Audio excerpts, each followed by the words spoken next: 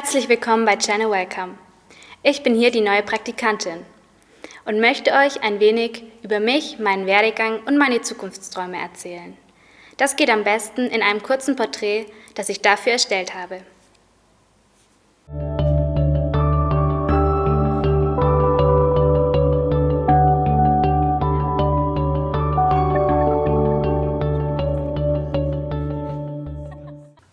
Merhaba, benim adım Aylin Dericioğlu. Ich heiße Aylin Dericioğlu und bin 19 Jahre alt. Bei dem Nachnamen denken viele, dass ich perfekt Türkisch sprechen kann. Das mag sein, aber so ganz stimmt das nicht. Ich bin Halbtürkin. Mein Vater kommt aus der Türkei und meine Mutter aus Deutschland. Aber ich bin hier in Deutschland geboren und aufgewachsen. Und immer wenn ich gefragt werde, wie ich mich fühle, sage ich fühle mich deutsch. Mein Nachname hat mir aber schon die ein oder andere missverständliche Situation beschert. Zum Beispiel am Flughafen in der Türkei. Wenn ich meinen Vater besuche, dann werde ich von den Angestellten am Flughafen oft wie selbstverständlich auf Türkisch angesprochen und ganz verwundert angesehen, wenn sie bemerken, dass ich gar kein Türkisch sprechen kann. Mein Nachname hat mir aber auch schon Nachteile verschafft, ob es in der Schule war oder woanders. Sobald die Leute meinen Namen lesen, gehen sie davon aus, dass ich die deutsche Sprache nicht zu 100% beherrsche oder eine andere Kultur lebe. Ich für meinen Teil versuche das, so gut es geht, zu ignorieren, denn ich weiß, wer ich bin.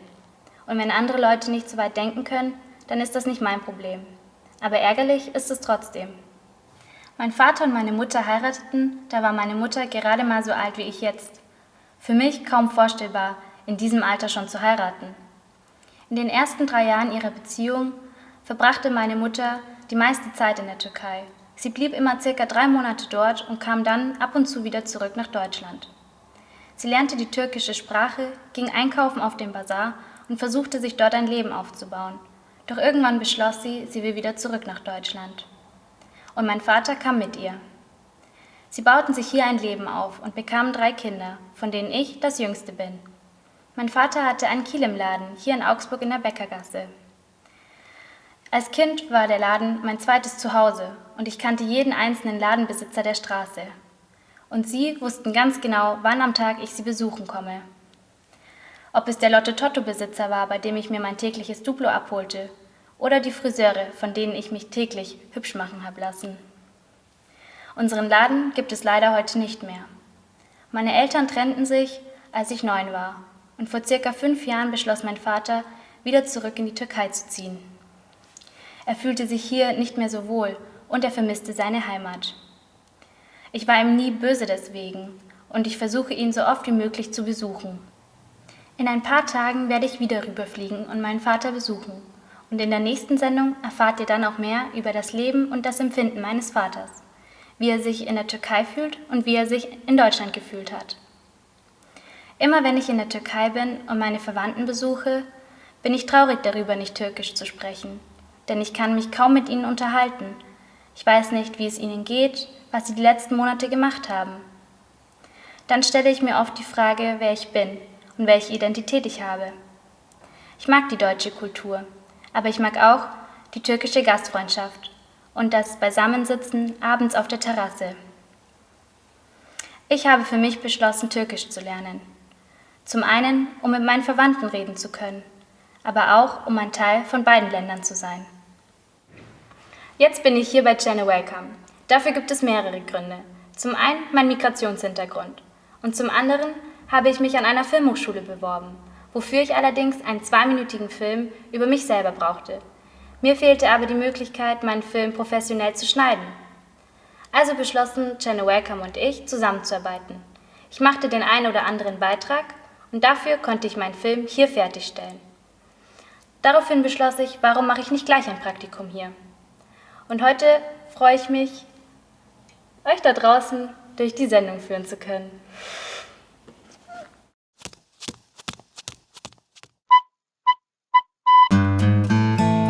Hallo, das bin ich. Nein, weiter drüben. Genau, das bin ich. Ich bin ein ganz normaler Mensch und wie viele Mädchen liebe ich Handtaschen, Schuhe, Schminke, Schmuck. Na, einfach alles, was man so braucht. Das ist meine Schwester und das meine Mama. Nein, so sehen wir natürlich nicht wirklich aus. Das ist meine Mama. Und viele meinen, wir sehen uns sehr ähnlich. Das ist meine Schwester. Sie ist Rettungssanitäterin und stets zur Hilfe, wenn man sie braucht. Ach ja, mein Bruder, der wohnt eigentlich gar nicht mehr bei uns, kommt nur ab und zu Besuch. Er studiert Psychologie im Master. Leider fehlt hier jemand am Tisch. Mein Papa, der wohnt in der Türkei. Aber ich wollte ihn euch trotzdem unbedingt vorstellen. Mit meinen Freundinnen gehe ich so gerne Kaffee trinken, einfach nur, um sich zu unterhalten. Und das stundenlang. Genauso gern gehe ich shoppen, was meinem Geldbeutel allerdings nicht so gut tut. Aber naja, was soll ich sagen? Jeder hat so seine Laster zu tragen, nicht wahr? Das ist meine beste Freundin. Wir gehen so gern zusammen essen, aber meistens nur gesund. Aber weil ich so gern essen gehe, mache ich mindestens doppelt so viel Sport. Was mir aber sehr viel Spaß macht. Und noch mehr Spaß macht mir das hier. Was ich da mache? Na, Filme natürlich. Und das bin ich.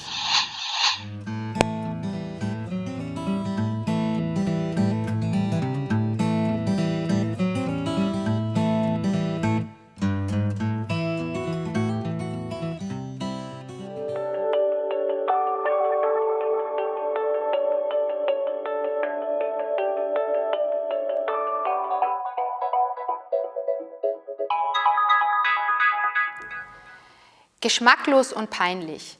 AfD-Abgeordneter sorgt im Sächsischen Landtag für einen Eklat. Während einer Debatte äußerte sich Sebastian Wippel, Abgeordneter der Rechtspopulisten, wie folgt. Unsere Bundeskanzlerin hat uns hier eine Suppe eingebrockt. Eine Suppe, die niemand bestellt hat nach dem Rezept „Wir schaffen das“.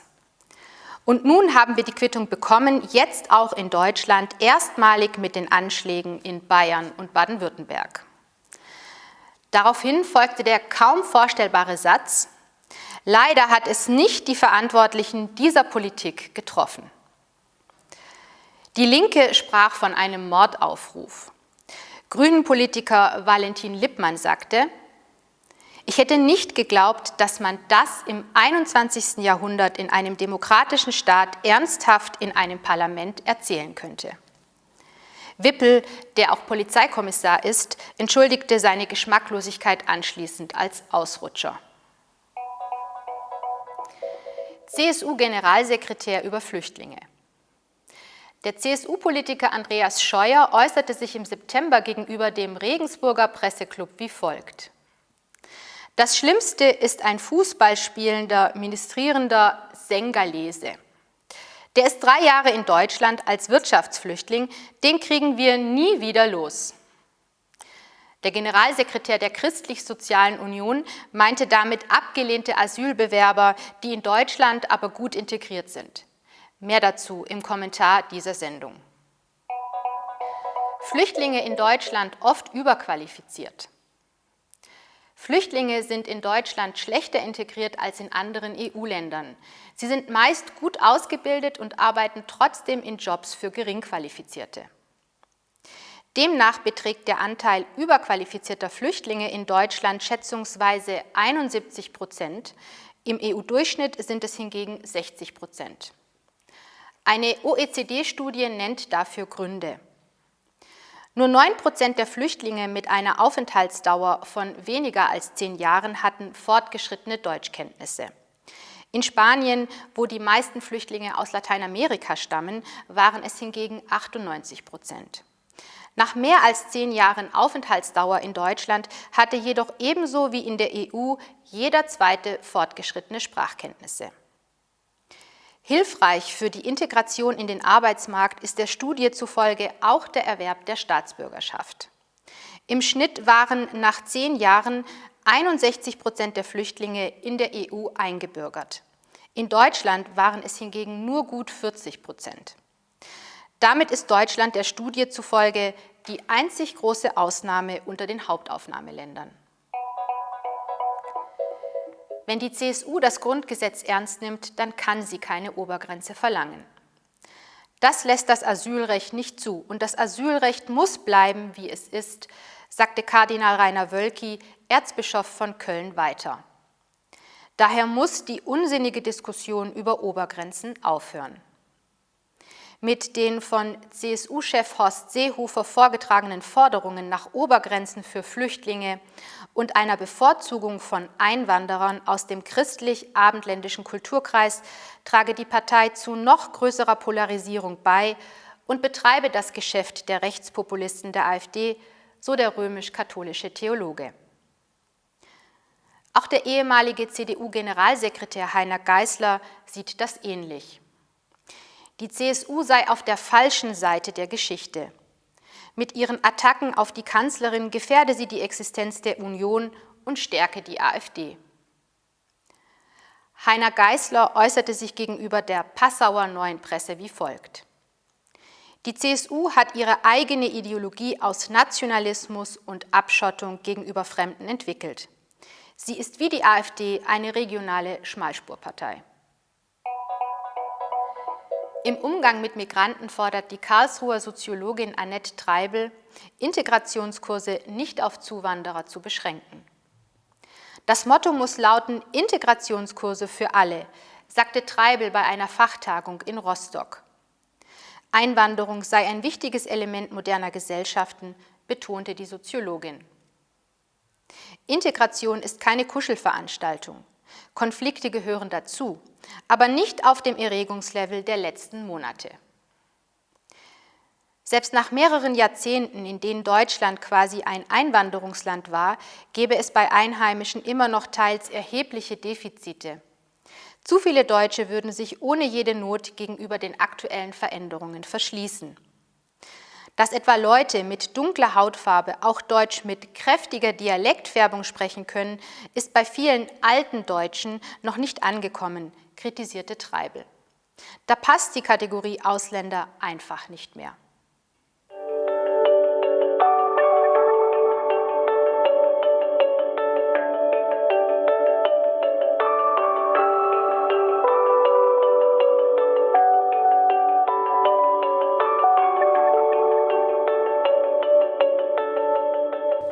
Mein Kollege und Praktikant Artem Bondarenko war in den Ferien in seiner Heimatstadt Petersburg.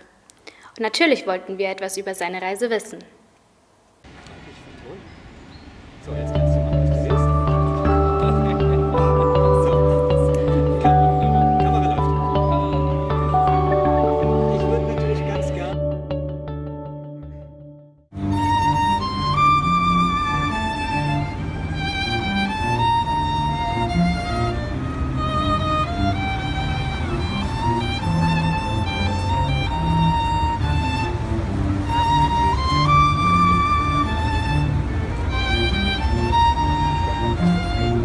Nachdem ich jetzt ein halbes Jahr in Deutschland lebe, sind mir bei meinem Urlaub zu meiner Familie nach St. Petersburg viele Dinge Besonderes aufgefallen.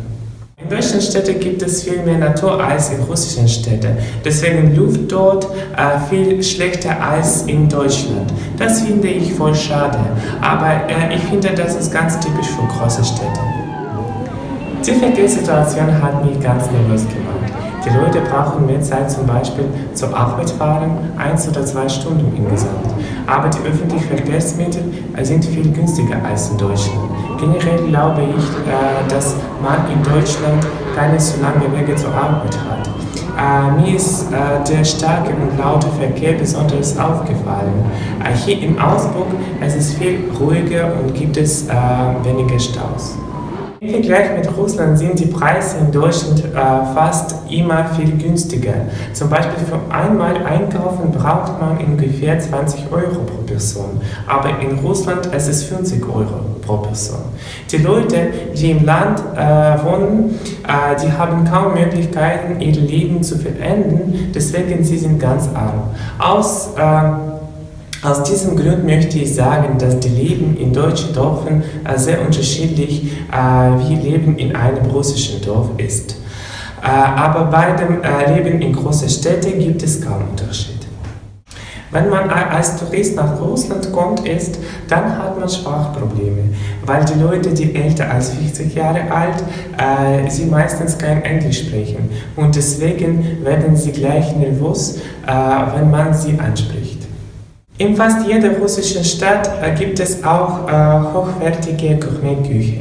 In Deutschland ist es schwierig und dafür muss man im Internet schauen, wo es das gibt. Aber Streetfood ist es genauso wie in Deutschland und kostet billiger. Es ist auch ganz schwer in Baren, Café und Restaurant mit Idee und Konzept zu finden. Hier gibt es oft nur bayerische Traditionen und Küche. In Russland, in großen Städten wie zum Beispiel St. Petersburg, hat die Gastronomie ein spezielles Konzept oder eine originelle Idee. Zum Beispiel in St. Petersburg gibt es ein Café, wo man Kaffee und Tee zusammen mit 100 Katzen trinken kann. Oder auch verschiedene Luft- und Antikafés.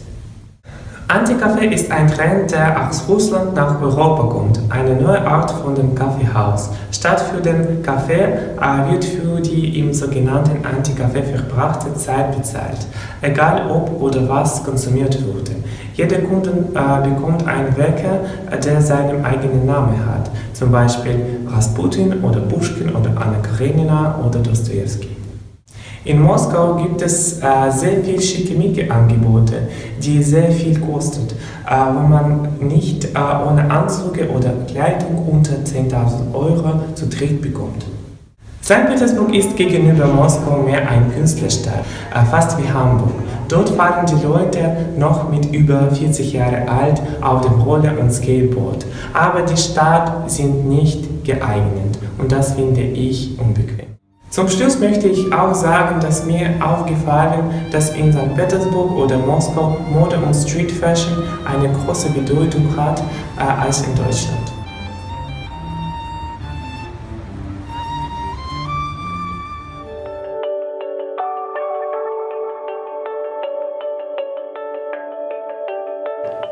Jüdische Musik kann wahrlich keinen besseren Vertreter haben als ihn, Joe Zorek.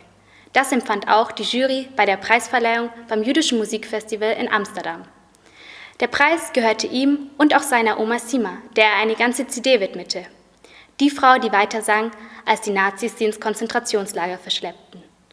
Ihr Enkel lebt heute in Augsburg und die Stadt kann wirklich ein bisschen stolz darauf sein, ihn hier zu haben. Das Gespräch mit ihm führten wir im Kräutergarten am Roten Torpark in Augsburg. Eine wunderschöne Idylle mitten in der Stadt. So, jetzt kannst du machen, was du willst. So, Kamera läuft. Ich würde natürlich ganz gern. Yam ba di da di da di da di da di da di da di da di da di da di dam. Yam ba di da di da di da di da di da di da di dam. Ich bin in Jerusalem geboren, im West-Jerusalem. Und wie bin ich aufgewachsen? Wie jedes Kind, nur in Jerusalem. Eine Stadt mit ein bisschen mehr Bedeutung zum Thema Religion natürlich und oft mit Spannung. Es gibt auch irgendwelche Spannung. Ich war 10 und dann gab es den Irakkrieg. Saddam Hussein hat sich entschieden, dass er Bombe schickt und wir waren ein bisschen gespannt.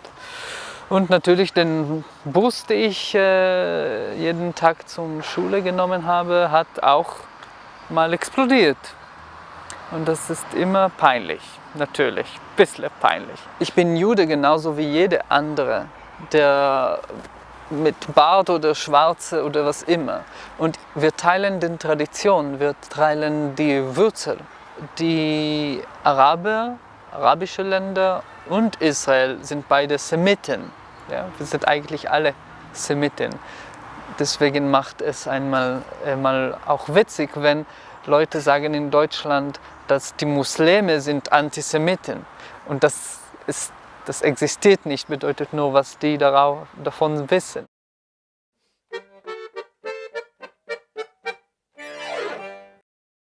Ich war in einem Kinderchor, das hat auch viel Spaß gemacht und auch viel beigebracht von den Tradition. Wir haben klassische Musik gesungen und dort fang auch die Stimmbildung.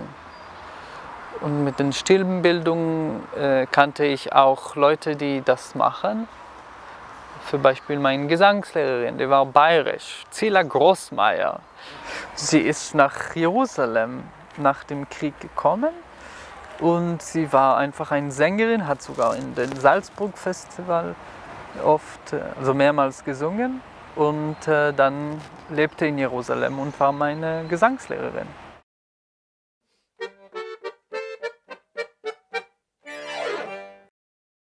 Also die Nachbarn haben das erst gespürt, wenn ich zurück von der Schule kam und die Treppe hoch. Ich habe immer gesungen und ziemlich gern und laut. Die haben das erst bemerkt. Aber dann natürlich die Familie, hauptsächlich meine Oma, Sima, die Holocaust-Überlebenden.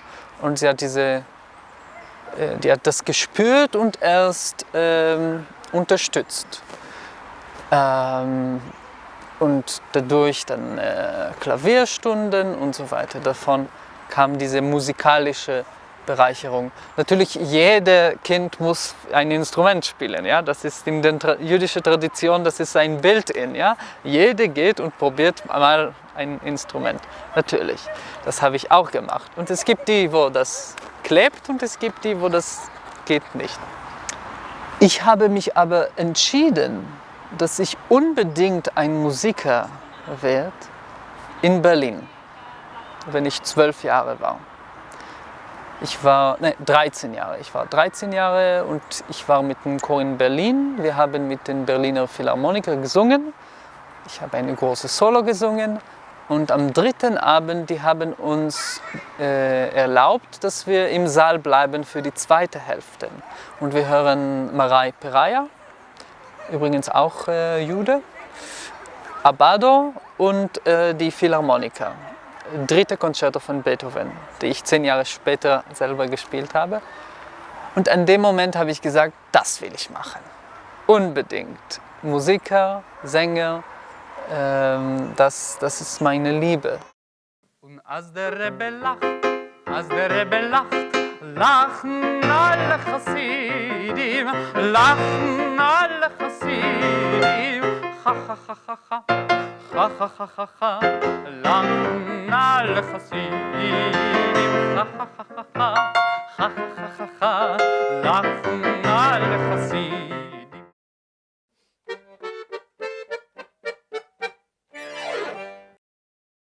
In Jerusalem, das war das Gymnasium. Dann ging ich in die Armee.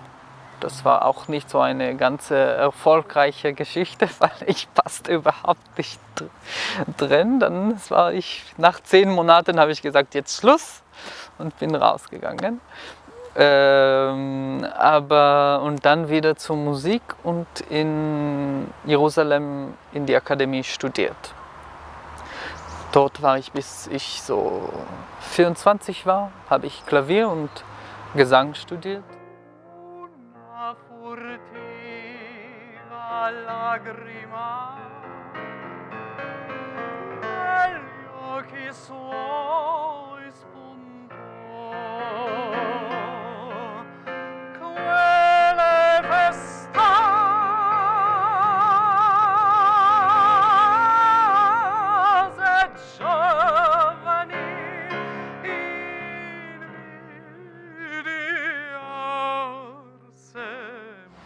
Dann ich bin nach Holland gefahren und Den Haag.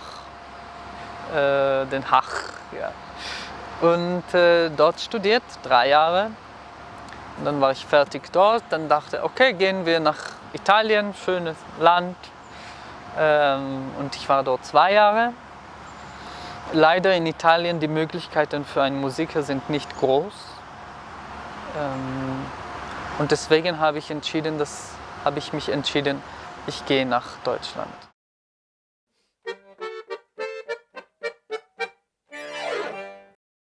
Ich bin der Einzige, der in Deutschland lebt. Die Familie ist noch immer in Israel. Meine Mutter lebt noch immer in der gleichen Wohnung, wo ich aufgewachsen bin, in Jerusalem, nicht weit von Yad Vashem, Har Herzl. Mein Vater lebt in Bergen, nah an Abu Ghosh.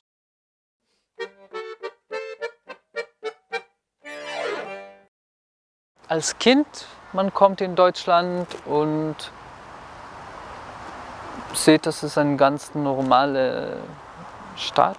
Und natürlich, man ist begeistert. Es war gerade Weihnachten und es war der Berliner Weihnachtsmarkt.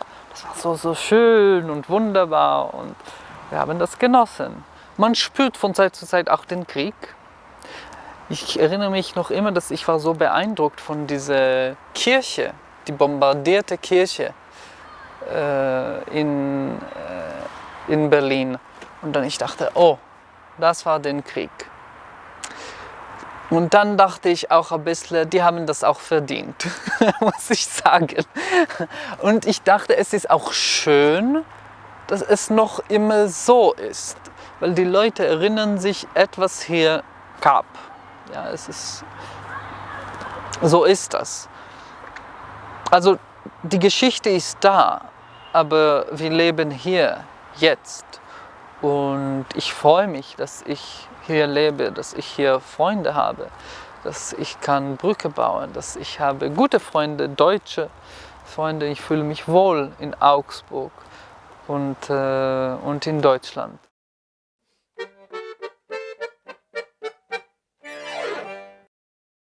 Wenn ich kam nach München, es war mir klar, in dieser Stadt kann ich arbeiten. Viel und schön und schöne Sachen machen. Und ich habe das auch gemacht, im Gasteig-Auftritte und Synagoge und so weiter. Aber leben will ich hier nicht.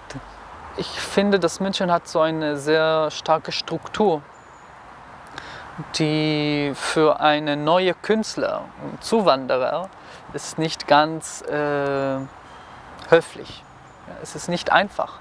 Wenn man kommt nur in ein Land und muss sich von nichts bauen, dann ist das natürlich schwierig, in so eine Stadt sich ruhig und wohlfühlen. Dazu ist die Friedensstadt Augsburg voll mit Frieden, muss ich sagen, und das spürt man.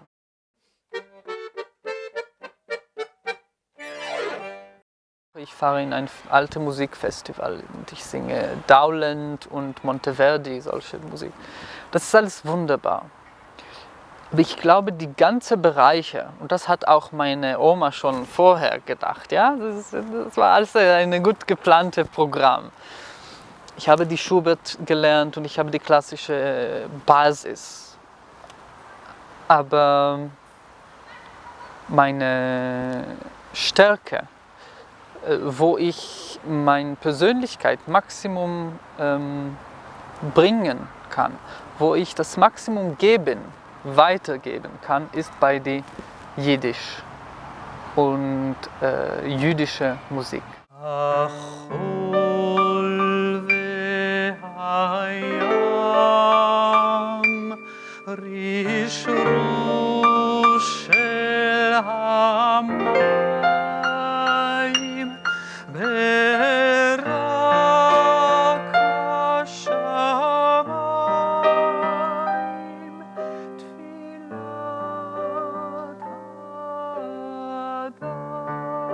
Dann, ich glaube, ich kann diese Kultur auch, ich versuche es am mindesten so schön wie möglich zu repräsentieren und die Leute beibringen, um was es sich handelt.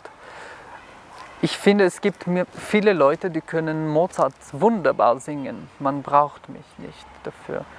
Aber wie viele Leute können denn in Wälder beim Teichel dort seien gewachsen, Margaritke lächelnd und klein, wie Kleininke Sonnen mit Weißinke Strahlen, mit Weißinke Tralalala.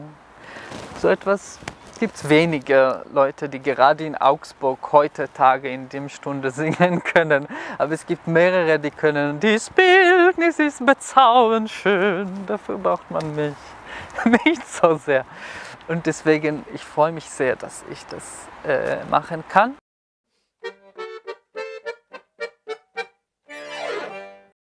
Also meine Oma als Holocaust-Überlebendin, ihr autobiografisches Buch heißt Simas Lieder. Man kann die Geschichte von meiner Oma in den Holocaust und meine Geschichte von meiner Oma als eine Sängerin nicht trennen, weil den Gesang hat sie lebendig behalten. Und nicht nur sie, sondern Leute, die waren rundherum, haben auch diese Musik für sich wahrgenommen. Also die haben gemeinsam gesungen, ja? Es gab keine großen Auftritte. Also es gab Auftritte, aber das war gemeinsam. Die Musik hat diese Leute viel Kraft gegeben. Und die erzählt, wie die singt. Von einer Seite waren Lieder von dem Holocaust.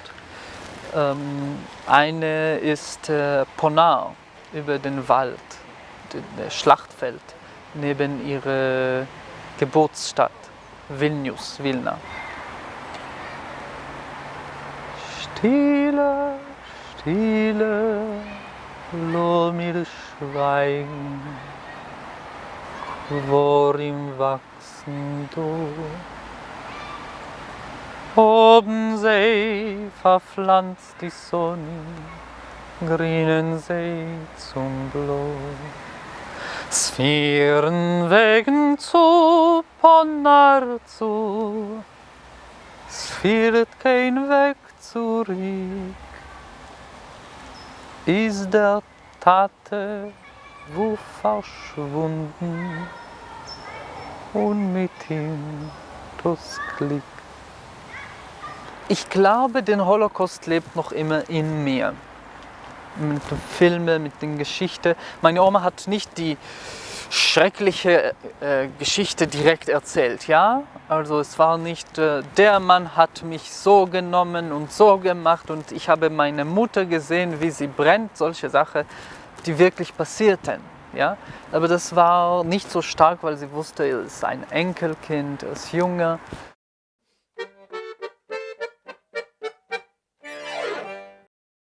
Die jüdische Musik den Ursprung ist noch von der Zeit von der größte Poet David. Ja? David und Shlomo, die waren, die haben gespielt und die haben den Psalmen.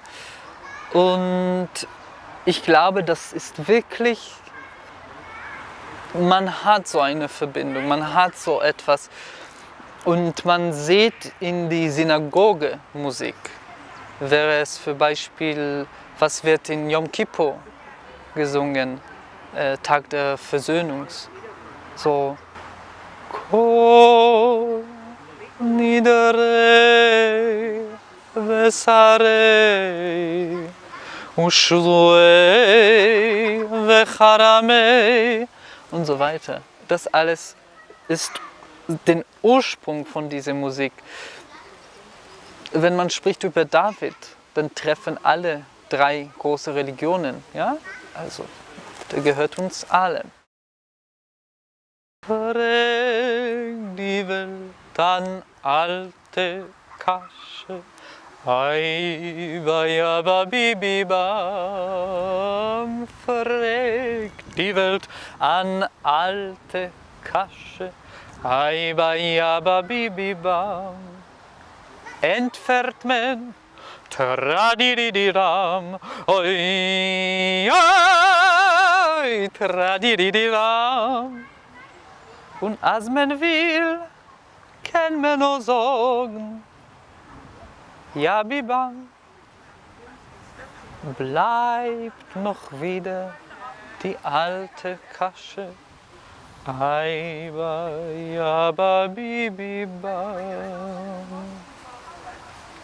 Das ist so alt wie Musik selbst. Und das Lied handelt um die alte Kasche, die alte Frage. Ja, bibibam. Und sagt der andere, da bidibidam. Und die ganze Idee ist, dass es gibt ewige Fragen, die wir alle haben. Wo geht das? Wieso gibt es Sonne? Wieso gibt es Regen? Und das gehört uns allen und hat nichts zu tun mit jüdisch oder nicht jüdisch.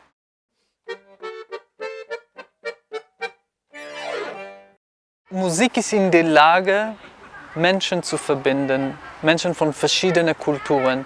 Wäre es Deutsche, Syrien, Israelis, Turkmenistan oder was immer. Also Musik ist in der Lage, die Menschen zu verbinden und seelisch. Ich lasse den Politik für die Politiker. Die machen das schlecht sowieso. Und ich werde dem wahrscheinlich nicht überzeugen, das besser zu tun, weil die müssen ihre Arbeit machen. Also ich lasse die Politiker ihre Arbeit machen. Ich möchte sehr gern die Brücke bauen zwischen die Flüchtlinge und die Deutschen und die Israelis. Und mein Instrument wäre den Gesang. Yam ba di da di da di da di da di da di da di da di da di da di dam. Yam ba di da di da di da di da di da di da di da.